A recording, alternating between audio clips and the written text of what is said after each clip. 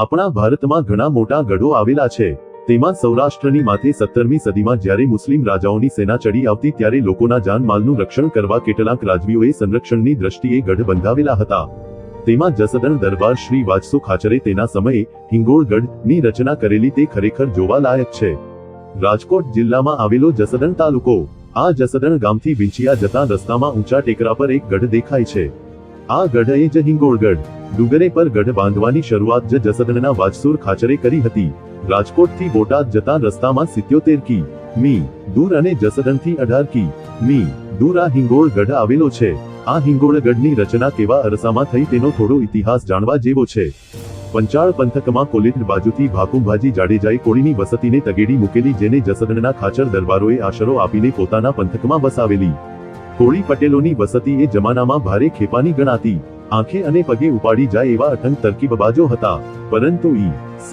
1795ની આસપાસ ગોનેરા ગામ, જે હાલ હિંગોળગઢની તળેટીમાં આવેલું છે, ત્યાંના ઓઢા ખાચરના દીકરા વાજસુર ખાચરને જસદણની બાગડોળ સંભાળવા વિનંતી કરી.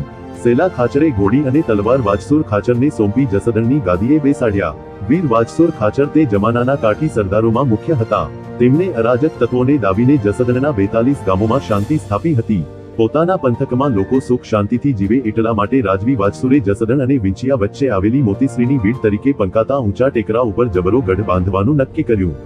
પ્રથમ વખત કહેવાય છે કે જે ટેકરા પર ગઢ બાંધવાની વાજસુર ખાચરે શરૂઆત કરેલી ત્યાં જામનગરના સેનાધિપતિ મેરુ ખવાસે જામ જસાજીને ચડાવીને ગાયકવાડી લશ્કરની મદદથી ગઢ તોડાવી પાડેલા. તેમ છતાં વીર વાજસુર ખાચર હતાશ બન્યા નહીં.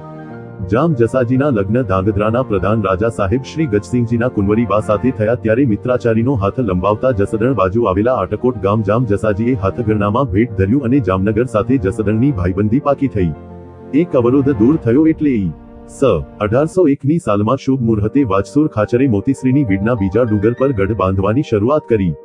શ્રી વાજસુર ખાચર માતા હિંગળાજના ભક્ત હતા એટલે હિંગળાજ માતાનું અધિષ્ઠાન કરી હિંગળાજ માતાના નામ પરથી ગઢનું નામ હિંગોળગઢ રાખ્યું. સૌરાષ્ટ્રમાં આવો લડાયક ગઢ ભાગ્યે જ હશે.